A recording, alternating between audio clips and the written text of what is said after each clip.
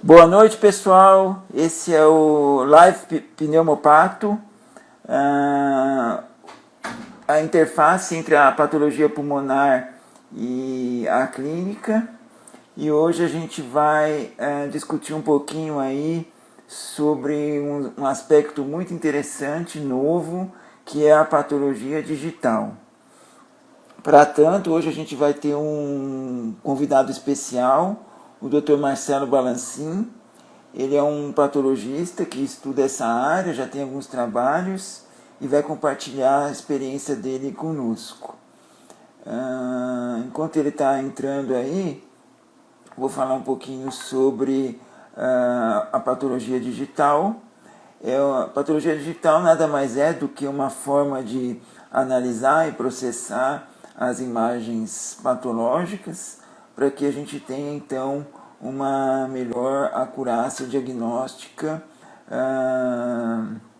dos patologistas, para então conseguir a gente ter um diagnóstico final acurado. Tá? Já há muito tempo a radiologia, né, tem já esse approach mais digital, e agora a patologia está finalmente, né, entrando nessa área aí, e se Deus quiser eu acho que vai ser uma coisa bastante promissora. Então o Marcelo está entrando agora, só um instante. Olá, boa noite, E aí, Marcelo, tudo Alexandre, tudo bem? bom? Tranquilo? Tudo bom, e Tranquilo, boa você? noite.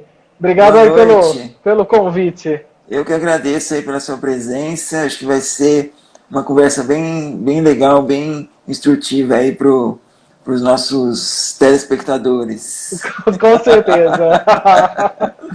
Ai, ai.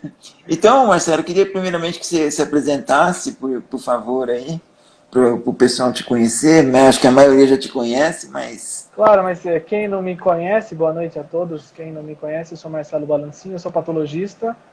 É, eu sou formado na USP em Ribeirão, mas eu sou da época que o Alexandre ainda não era professor lá. E eu fiz residência na Camargo em São Paulo, fiz o meu doutorado com a mesma orientadora que o Alexandre, a professora Vera Capelozzi, aqui na USP em São Paulo, e eu trabalho com o desenvolvimento de algoritmos para mesotelioma. O meu interesse é chegar num ponto em que a lâmina de HE possa ser um biomarcador. Eu trato a patologia computacional como um biomarcador prospectivo para dizer se as doenças vão bem ou vão mal nos doentes. Isso é Então, muito legal, eu obrigado, acho. Alexandre. Eu que agradeço aí. É... Marcelo também tem feito alguns projetos, algumas pesquisas, né? E eu acho assim que a patologia digital já chegou, né? Em alguns lugares o patologista já substituiu o velho e bom microscópio pela tela do computador, né? E eu tenho alguns colegas aí, patologistas, que o Marcelo conhece também, por exemplo, o professor Fukuoka, lá do Japão. Então, ele sempre ele tem, né, toda essa patologia digital que aumenta a resolução da imagem, aumenta a definição. Então, para a gente poder detalhar melhor o diagnóstico, é muito mais fácil, é muito mais produtivo, né, Marcelo? Puta, aqui você E sabe que na Prevent Senior, a minha função é a implementação da patologia digital. Eu implemento a imunistoquímica e a patologia digital. Então, eu fiquei à frente da aquisição de equipamentos, participei de algumas negociações e que tenho feito legal. integração com TI. E assim, a patologia digital, não a computacional, mas vamos pensar na digital, o fato de trocar esse cara aqui pela tela. Primeira coisa é a ergonomia. Não tenha. É como na radiologia, você sentar na frente do monitor, não ter que ficar fazendo esse movimento de pescoço, é muito menos desgastante do que você ficar lá. A gente que trabalha aí, o Alexandre nos dias dele de checagem, eu nos meus dias de rotina aqui em São Paulo, a gente fica brincando 6 horas com o pescoço aí, fazendo isso, depois vai digitar o laudo. Então, assim, o fato de você ter uma ergonomia melhor já é nota 1000. E outra coisa prática do dia a dia é que eu estou vendo um caso aqui e, ao mesmo tempo, eu posso ter a opinião do Alexandre. É melhor do que se a gente estivesse na mesma sala discutindo o caso. Com certeza. E como que vocês fazem? Vocês estão escaneando toda a rotina? Vocês escaneiam uma parte da rotina? A Só gente ainda casos não mais começou. difíceis? A gente ainda Ah, não tá. Vocês começou, estão fazendo. Alexandre. Não, mas eu vou te Mas, contar mas a experiência ideia de é vários essa. lugares. A experiência é glass free. Então é o Uhum. conceito, a gente vai partir do pressuposto, o conceito de glass free é um laboratório que você não precisa fazer isso daqui. Vai mandar, especialmente agora no tempo de Covid, que todo mundo está trabalhando mais em casa do que nos laboratórios, você não precisa mandar lâmina por courrier para casa da pessoa. Você concede acesso. Sim. Várias experiências que a gente foi conhecendo. Então, por exemplo, em Barcelona, a Lara do Hospital del Mar, ela me comentou que eles escaneiam tudo exceto Zil e Grocott, ou PAS Uhum. também. Então, porque o scanner que eles têm, eles se sentem mais confortáveis em procurar fungo ou procurar BAR no microscópio. A gente vai Uhum. tentar fazer tudo, mas Sim. para fazer, o próprio CAP recomenda um consenso de validação. São 60 Entendi. casos por área de interesse, por 2 patologistas, e pelo mesmo patologista, fazendo a variabilidade intra-observador por diferença de métodos. Então a Uhum. gente vai, eu tenho a expectativa de testar para ver se tem alguma variabilidade na percepção e no resultado, entre o Sim. patologista para ver Grocott e Zil. Imagina, Alexandre, se ainda não conheço comercialmente, mas você imagina, você tem o seu ZIL escaneado a uma resolução que você vê o BAR e você É. joga um algoritmo lá, em vez de ficar 20 minutos procurando bacilo, você tem alguma coisa que te dá a suspeição? Com certeza, isso é fantástico. E eu acho assim, a resposta clínica, né, pro clínico, pro pneumologista, vai ser, porque assim, o patologista cansa, né? As pessoas acham que o patologista é de ferro, mas Patologista de, é gente também. patologista é gente. Então, assim, quando você está vendo as primeiras lâminas, você está com gás. Mas no final do dia, às 6 da tarde, chega aquele zio para você, que você vai ficar 1 hora olhando na imersão, procurando um bacilo, você fala, não, deixa para o dia seguinte, porque eu não vou aguentar, né? Fala Então, para nós, assim, Alexandre, segredo de estado. Você põe um reloginho quando você faz o ZIL? Você se dá um limite de tempo? não, aqui eu procuro a exaustão, Aí eu normal, gosto. às vezes corto 4, 5 cortes, assim, ou mais, depende do tamanho, né, da biópsia, claro, mas olho até tentar achar, e assim, por incrível que pareça, já achei assim, no último fragmento, sabe, daquele de 18 fragmentos, no último fragmento, naquele campo você fala assim, agora eu vou desistir, você olha e acha. E você sabe o que Então, que é o pior? Se você der essa lâmina para a doutora Vera Capelozzi, em 1 minuto ela acha. experiência, né? Não tem como imbatível, né? Então eu Pois acho é. assim, eu acho que a grande maioria das pessoas, né? Eu acho que se tiver um sistema que consegue facilitar isso, né, como da patologia digital, eu acho que vai ser uma ferramenta assim indispensável para todo patologista no futuro, né? Com certeza. E assim, desde um armamentário diagnóstico, que a rádio já passou por isso, de digitalizar, e a gente está Sim. digitalizando agora, distribuição de casos, acessar É. simultaneamente. E, assim, você imagina, as pessoas que, quem não é patologista, não tem ideia que um patologista que faz de rotina, trabalha no laboratório, igual eu trabalho 70% do meu tempo no laboratório, desse tempo, metade eu vejo rotina de gastrointestinal. Então, assim, boa parte do meu dia eu passo procurando H. pylori, eu Sim. passo procurando metaplasia intestinal. E isso não tem sentido de ter uma mão de obra tão especializada, uma hora médica cara, para fazer uma coisa que a máquina podia tirar esse peso de nós. E a gente Sim. imputar o valor que importa para o mercado e para as pessoas, que é estar disponível para discutir os casos. eu não consigo atender o telefone, atender os oncologistas sempre, os pneumos, porque eu tô lá com uma pilha de lâmina para ver, e aí eu acabo retornando a hora que eu posso. Então eu imagino assim, muitos de nós têm medo disso e têm uma crença limitante de que métodos de inteligência artificial, de tecnologia, vão roubar o nosso espaço. Talvez eles vão deixar a gente fazer o que realmente importa como médicos. Isso, agora você falou um ponto fundamental. Eu acho que o patologista é um médico e como tal, deve se comportar, né? E deixar o seu tempo realmente para fazer a correlação, né, anatomoclínica, a discussão, a integração da radiologia, da clínica com a morfologia, né? E não só se focar na morfologia sem nenhuma interação. Eu acho que isso aí é um ponto crítico. Então, você eu sabe acho que... Desculpa, fala. fala aí eu falo. Não, eu acho que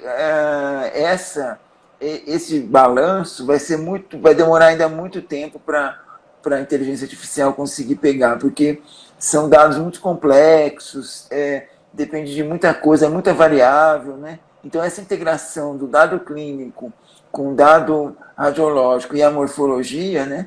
Até mesmo porque a biópsia nem sempre pega a lesão em cheio, pega uma borda da lesão, né? Então você tem que lançar hipóteses com aquilo lá, entendeu? Agora mesmo a gente está com um caso aqui no HC, uma mulher jovem, com nódulos pulmonares, com espessamento intestinal, que a gente não sabe direito o que ela tem, já fez várias biópsias, e assim, a única coisa que eu consigo por enquanto é dar hipóteses com aquilo lá, né? Então eu acho que essa integração, só que estou vendo a radiologia, estou vendo a clínica, estou discutindo, aí eu penso numa coisa, discuto com os clínicos, discuto com os pneumologistas, eles vão lá, descartam, faz um exame e outro, entendeu? E assim progride a investigação. Eu acho que é isso que você falou, essa análise médica, eu acho que realmente é o que o patologista tem que fazer. E eu entendo que do ponto de vista de mercado, e agora se nós formos pensar do ponto de vista de percepção de valor pelo usuário, ou pelo cliente, ou por qualquer um da cadeia de saúde que for imaginar, nós patologistas, se a nossa função se resume a ser um piloto de microscópio, nós estamos tratando o nosso trabalho como uma commodity, ou seja, o que interessa é o laudo, é a folha de papel. E o entendimento que se tem disso, bem, commodity é aquela história, é caixa de banana. Caixa de banana tanto faz, de uma marca, de outra, importa o mais barato, contanto que não tem uma banana podre. Qualquer coisa na média tá bom. Isso acaba virando o nosso trabalho, vira uma folha de papel que você não sabe se o exame foi bem avaliado. Os profissionais não diferenciam assistência à saúde. O que a gente faz é assistência à saúde. E eu acho que a chave está aí em tudo que você falou, de fazer o papel de médico, que isso pode até existir inteligência artificial não assistida, ou seja, pode até chegar num ponto em que a máquina vai ver a lâmina ou vai ver a radiologia e vai dar o diagnóstico. Mas o pulo do gato é o fator humano, é a adição das inteligências, a computacional com a humana. E aí nós trazemos valor para a cadeia de saúde. Aí nós mostramos, e para o paciente, para o usuário final, ou para o paciente. Aí nós fazemos um trabalho realmente diferenciado. E você vê aqui também, a gente chega, mesmo eu trabalhando em 60% do meu tempo para Prevent Senior, eu tenho acesso a prontuário, tenho acesso à imagem, mas mesmo assim, se eu não discuto com os clínicos, vão ser aqueles laudos lá, biópsia por agulha, fragmento de parede inflamatória, BR negativo, fungo negativo, antimicobactério negativo, aí daí, não significa nada. Nada. Pode ser periferia anaplásica, pode ser processo granulomatoso, pode ser até um Wegener que a pessoa tenha. Então, faz toda a diferença isso. Com e certeza. Eu entendo que a máquina está aqui só para ajudar, só para crescer. E para tirar esse peso das nossas costas. Olha, você podia pegar uns caras aí em Ribeirão da informática biomédica, sabe, uns caras bem inteligentes, pegar uns caras desses e desenvolver um algoritmo para detectar BAR, viu, Alexandre? Vou te falar, viu? Eu estou fazendo um projeto com o pessoal de São Carlos professora Agma e os alunos dela. Eles são lá da Faculdade de Ciências da Computação e a gente está analisando as doenças intersticiais, né? Essa semana mesmo a gente teve uma reunião e eles já conseguiram fazer a máquina detectar a pleura, né? Olha só, você sabia que. Eu não vou falar muito detalhe, porque eu fui referee de um paper, aceitei e o editor aceitou, de uma revista legal, em que eles estavam fazendo também inteligência artificial para o WIP. Ah, que legal. Então Então, eles codificavam algumas coisas e davam lá o é, diagnóstico de predição. porque assim, a gente quer fazer com a detecção da pleura, eu acho que é o ponto de referência mais seguro na biópsia pulmonar, porque a gente consegue identificar onde está o padrão de fibrose. Então, o próximo passo que eles vão fazer é identificar esse padrão de fibrose, se é subpleural, se é bronquilocêntrico, né? Porque eu acho que isso é um grande gargalo para os médicos, patologistas e clínicos, né?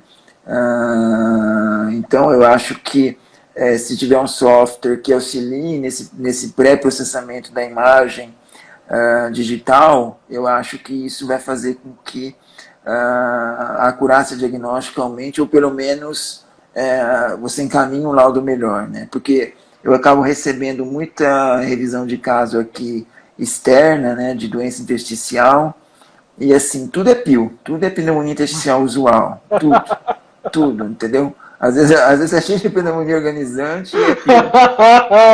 Então, assim, Eu tenho zinófilo até na alma do não, paciente, é pio. eu acho assim, você não sabe, eu acho que, né, não sei, pronto. Agora, você colocar um diagnóstico que você está chutando, né?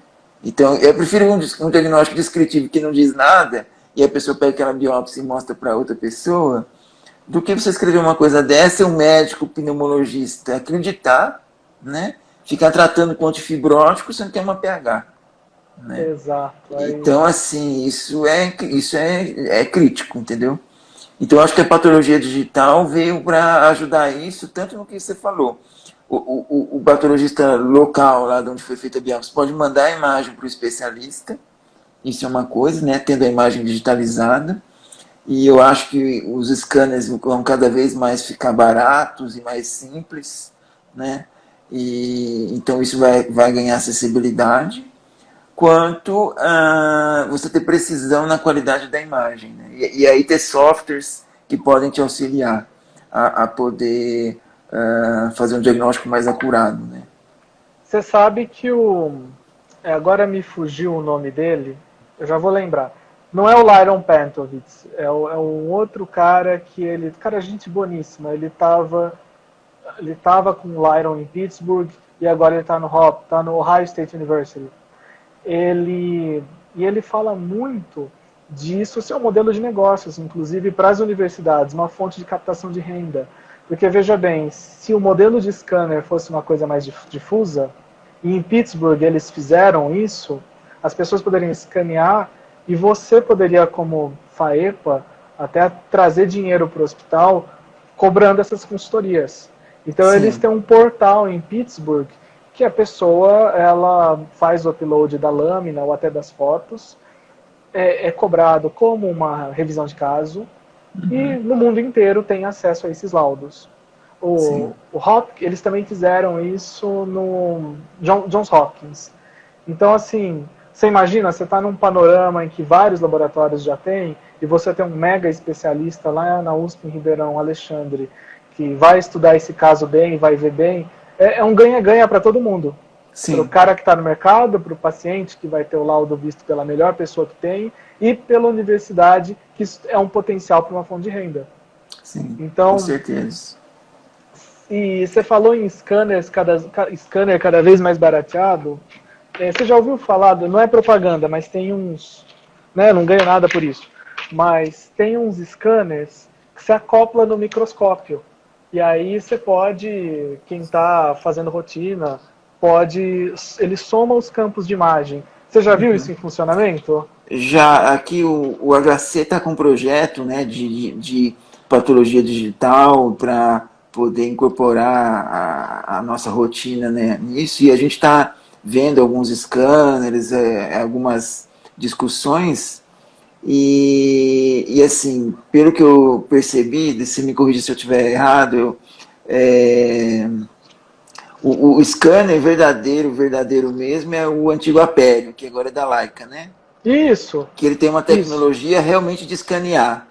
Todos os outros, eles são como se fossem microscópios que tiram várias fotos e o computador monta aquela imagem.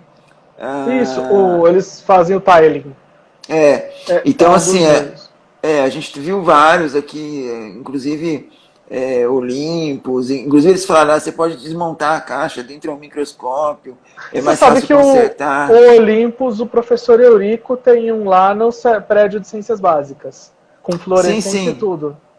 Sim, aqui no prédio central tem um scanner para multiusuário, né? Eu quase usei para minha tese. Eu já usei já, mas é para pesquisa, né? Para pesquisa funciona bem. Assim, como a gente quer incorporar uma coisa para a rotina diagnóstica, e a nossa rotina não é pequena, né? E também não é simples, eu acho que tem que ser para começar, tem que ser um aparelho robusto, né? Mesmo porque depois a gente tem potencial de crescer, né? Então eu acho high throughput.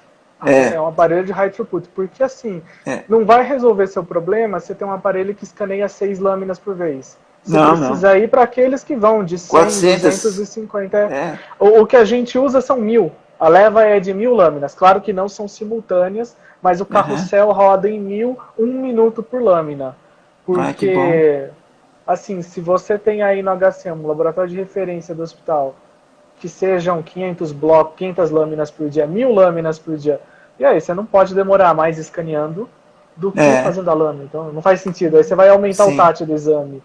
Então, geralmente as pessoas deixam ele overnight, ficou escaneando, né? Espera aí, ó, daqui a 10 dias só na minha tela.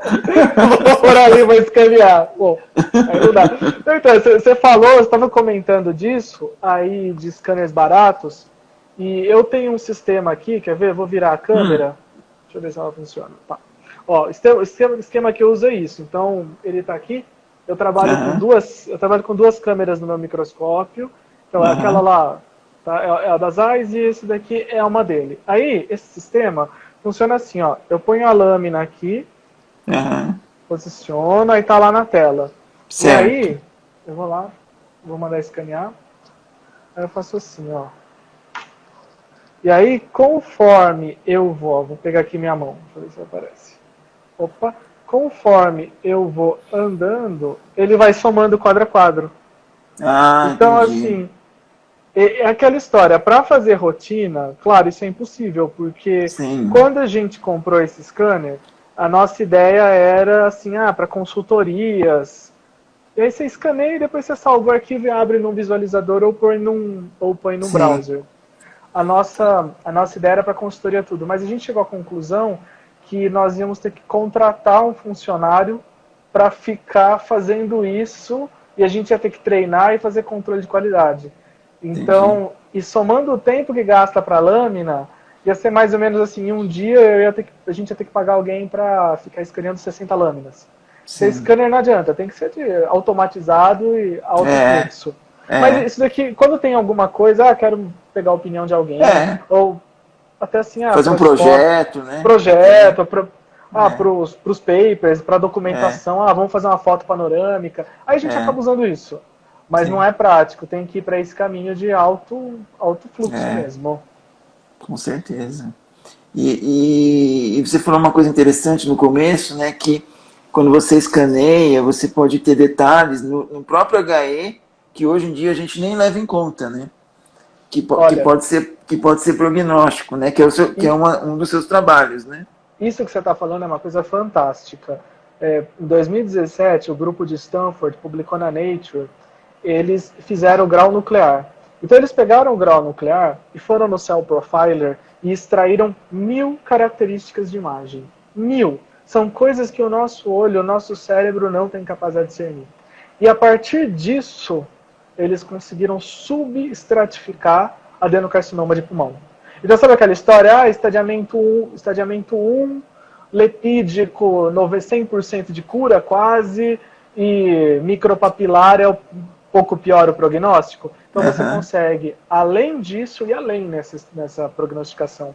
Então, eu fico imaginando a quantidade de informações que nós temos no HE que nós não chegamos e podem nos dar novas informações. Por isso que eu chamo a patologia computacional como um biomarcador. E tem outra coisa, Alexandre. Você já viu aqueles papers que os caras... Eu falo paper porque ainda comercialmente estão pouco disponíveis. Mas tem algoritmos desenvolvidos para, a partir do HE, você fazer o PAS. A partir do HE, você fazer o tricrômio. Então, você imagina aquela biópsia de fígado, você só recebe, você só faz HE. O resto, digitalmente, você cora. Tem gente que chega ao ponto de digitalmente conseguir fazer CD3 e CD20. Então, assim, a partir do HE e bate com a imuno do CD3 e CD20. Então, nós não conseguimos... Visualmente, você consegue diferenciar linfócito B de linfócito T? Eu mal consigo diferenciar linfócito de neutrófilo. Não sei você. Agora... É brincadeira, vai. Um tem o citoplasma claro e núcleo redondo. De repente tem residente vendo aqui, não vou dar um mau exemplo pros caras. Ó, mas... se eu falar isso aí pro Chaúde, ele vai ter um psicótico. Não, eu não faço hemato, ó. Ele bate em mim. Então, mas tirando isso, é brincadeira. Eu sei diferenciar linfócito de neutrófilo. Mas eu não sei diferenciar linfócito B de linfócito T. E tem algoritmo que já faz isso. Então, inclusive, você tendo scanner aí em Ribeirão, assim, abre uma porta de coisas que você pode desenvolver com o pessoal da informática, da matemática, fantástica. Sim. E você imagina você chegar nesse ponto de só corta uma lâmina e resolve o caso? Não, isso imagina, é fantástico. Se um dia isso acontecer, assim, vou pedir o tricrômio. Você aperta lá, você clica num lugar e gera um tricrômio para você. Do HE, né? Do HE. E os caras fazem. Não, tem coisas que, assim... Tem scanner que os caras escaneiam a lâmina sem... Não escaneiam, eles fotografam. A lâmina sem corar e geram HE. Tem paper que os caras, eles geram a partir da fluorescência o HE e vice-versa. Sabe, assim... Quer dizer, isso é nada mais do que inteligência artificial. E por inteligência artificial, aquele balaio de gato, que envolve rede neural, que envolve... uma série de coisas. Sim. Então, assim, tudo isso você pode ter feito pela máquina. Então, rotina médica nossa pode um dia chegar num ponto que atrás do teclado você resolve o caso na mesma hora. Não, eu acho que isso aí vai ser o caminho, né? Não tem outro jeito, mas isso eu acho que vai fortalecer. Na verdade, né, tem gente que fala, vai acabar a radiologia, vai acabar a patologia, e eu acho justamente o contrário, que vai fortalecer, porque é o médico que vai fazer a interface entre o que a máquina está falando e a pergunta do clínico, do pneumologista, né? E assim, eu vou falar doença intersticial porque assim, eu adoro doença intersticial, né? Que bom que tem gente que gosta disso. Assim, a gente só está no começo, entendeu? Assim, nem sabe as doenças direito ainda. Eu acho que acaba nem sabe classificar. Provável, correlaciona com a imagem para se é provável, se não é, se é sei lá. Exato. Eu acho assim, porque não tem ninguém estuda isso com profundidade, né? Ninguém ainda classificou de uma maneira mais prognóstica, mais clínica, né? Então, até porque também não é tão frequente assim, né? É um pouco mais raro, sei lá, que câncer de pulmão, claro, né? Que o interesse é muito maior, mas assim, eu acho que doença pulmonar intersticial tá na ponta do iceberg ainda, né? Não é nem da patologia digital, é da patologia mesmo, entendeu? É de entender como que funcionam os biomarcadores, como que funciona a patogênese, e eu acho que a patologia digital vai fazer com que todo esse atraso, entre aspas, né, seja adiantado no diagnóstico e maior acurácia da precisão da doença intersticial, entendeu? E sabe, uma coisa que você falou, eu vou reforçar porque eu compartilho plenamente de você. Lá no final da década de 90, quando surgiu o e-mail, a primeira reação foi que o correio ia acabar. Você não ia precisar mais de correio, porque assim, você não manda mais carta, você manda e-mail. Eu acho que em 2020 a gente pode falar assim, retrospectivamente para aquelas pessoas. Só aumentou a demanda logística. Pode não ter aumentado a demanda de carta, mas aumentou a demanda logística. Então, eu acho também que nós não temos que ter medo. Ah, vai surgir a máquina, vai tirar emprego, vai... Talvez mude, ela traga a necessidade de reinvenção. Talvez está na hora de nós mudarmos um pouco como nós fazemos. Mas isso vai ser bom. Porque agora vamos fazer o olhar do nosso clínico. Assim, quando chega um patologista novo num hospital, um grupo novo, a primeira coisa que todo mundo faz é reclamar. Então a patologia ela tem uma certa fama que a função da nossa geração, ou os patologistas atuantes hoje, é mudar essa fama, é mostrar que a patologia, primeiro, é uma especialidade atrativa para o estudante de graduação. Talvez primeiro que é médico, que nós somos médicos. Isso começa lá do aluno de graduação, das outras áreas, e na prática diária os colegas. Então, eu entendo que essa digitalização vai abrir a caixa. Porque hoje é uma caixa preta. O cirurgião tira um pedaço de pulmão, manda para o laboratório e sai o papel. Então, assim, e aí, o que aconteceu nesse meio? Pôs na máquina, como que é? Pôs na máquina e saiu, e a máquina imprimiu um papel. Então, isso também é uma oportunidade que nós vamos ter imensa de mostrar para as pessoas, primeiro, o que nós fazemos, e segundo, que não é milagre, não é extremamente objetivo. Inclusive é subjetivo. Acho que o maior choque que eu tomei quando eu virei residente foi, há quase uma década, foi que eu achava que ia ser tudo objetivo. Aí alguém me põe uma imunistoquímica e fala, conta. Aí você dá 10%, um assistente dá 20%, o outro dá 25%, o outro dá 30%. Então, assim, eu acho que a máquina, primeiro, ela vai abrir isso. Porque qualquer um vai poder acessar os nossos exames, assim como a gente acessa os da rádio. E segundo, vão ter coisas que vão torná-lo mais objetivo.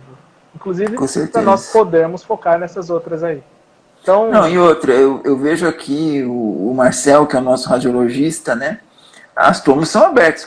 Até eu estou vendo toma agora. Eu vejo, entendeu? Às vezes até deixa eu falar, porque já sou ferro de rádio também. Mas assim, todo mundo quer saber a opinião dele. Por quê? Porque ele tem a experiência né?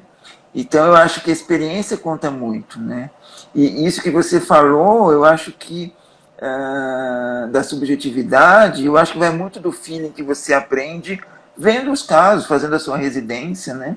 E é uma coisa que a gente sai da graduação não sabendo, né? Acha que tudo vai ser igual está no livro, né? A mais B é igual a C e acabou. E não é. Então acho que a patologia digital vem mostrar isso, né? E um ponto que você tocou também na graduação, né? O aluno de graduação tem a imagem da patologia daquele curso do segundo, terceiro ano, né?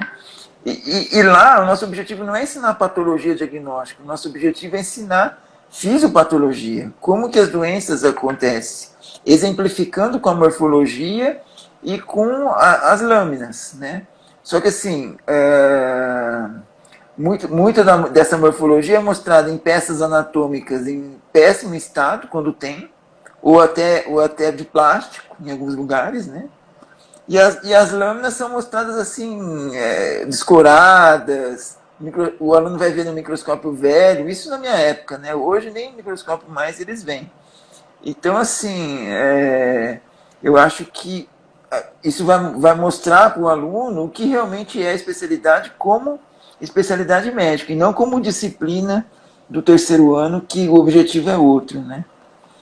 Entendeu? Então eu acho que... E outra, os residentes vão entrar na patologia, os R1s, com a mente de que, na verdade, né, o patologista tem que ser o médico que mais gosta do paciente, né? Porque é aquele que vai cuidar do paciente sem ver a cara do doente. Então você tem que gostar muito do paciente. Você sabe que quando alguém me pergunta o que um patologista... É verdade. Assim, essa história, quando alguém me pergunta o que um patologista faz? E sempre vem essa, mas você não fala com o paciente, fala, olha, infelizmente não. Isso é uma coisa que mais me faz falta dentro da minha especialidade. Que essa ideia de que a pessoa escolheu fazer patologia, radiologia, anestesia, porque não quer falar com o paciente, pode até algumas pessoas falarem isso, mas nós como médicos, o que nós mais queremos é estar do lado do paciente. Então eu costumo falar que na patologia, a minha visão da patologia é que é como se o paciente ele está num carro no meio de um trânsito, no meio do engarrafamento. Porque quando a pessoa está esperando a biópsia, a peça cirúrgica, para muitos a vida parou. A pessoa não faz outra coisa da vida, não come, não faz nada, até que não tem aquele laudo. Sim. Eu costumo dizer que a gente é o médico que está no engarrafamento com ela, mas ela não sabe, ela não vê, mas a gente está do lado dela, no mesmo carro, então o laudo dela está demorando para sair, a gente muitas vezes está estudando, eu imagino você, qualquer um de nós. Quantas vezes a gente já não foi dormir 3, 4 da manhã porque ficou à noite estudando os casos difíceis? Sim. Então, a gente está do lado do paciente, mas é o que você falou, tem que gostar muito disso, porque não vai ter um reconhecimento direto, não vai ter um agradecimento, e muitas vezes não vão saber que é um médico que está fazendo isso. Então, um trabalho que diz que 14% foi um oncologista, pegou um coorte de pacientes nos Estados Unidos, e 14% dos pacientes tem a percepção de que o laudo de patologia é emitido por um médico. 14%. Então, quer dizer, muito pouco, né? Muito pouco. E com certeza. Abrindo a caixa também é outra chance que nós temos de mostrar o nosso trabalho. Mas eu vou te introduzir um novo conceito de patologia digital que eu estou desenvolvendo aqui no HC, que chama, que esse acho que você não conhece, eu acho também que surgiu pela minha curiosidade e necessidade de acurácia diagnóstica nas doenças pulmonares intersticiais, que chama, sabe como? WhatsApp. WhatsApp, puta, isso é fantástico. Hoje em dia os pacientes estão do meu lado, eu converso com eles, mando mensagem, pergunto, porque assim, o questionário, né, para doenças intersticiais, ele é muito amplo, né?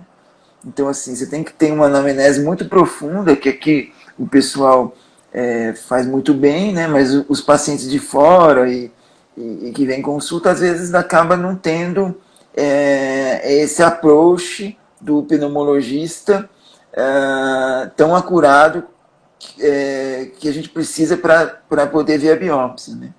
Então eu tenho mandado mensagem, perguntado se tem passarinho, se manda a foto da casa, né? Então, isso é coisa do Helmut. Isso é coisa do Helmut, Alexandre. O Helmut faz isso também. Não, e vou te contar.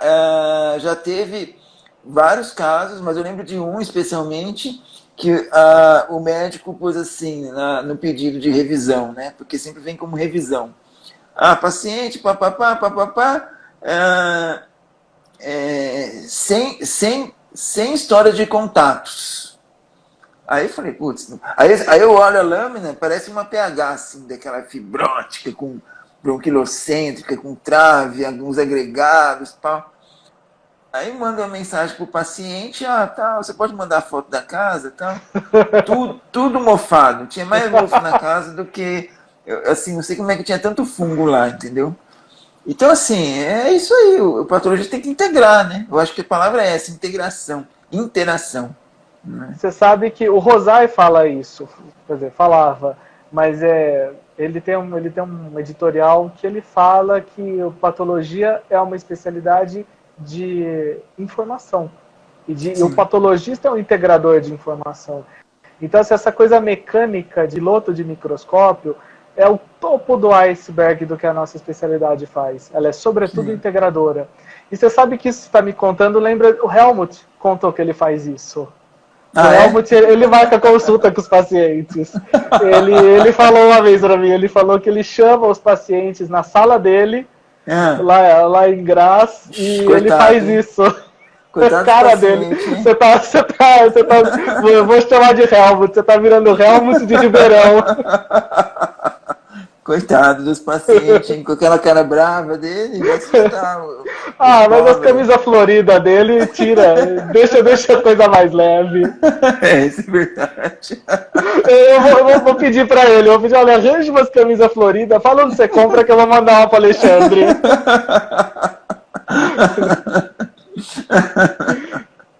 Ai, ai, mas eu acho que assim, o digital assim tomou conta, não tem mais como a gente fugir, e eu acho que vai melhorar muito a especialidade, a interação com os clínicos, no meu caso, especialmente com os pneumologistas, né?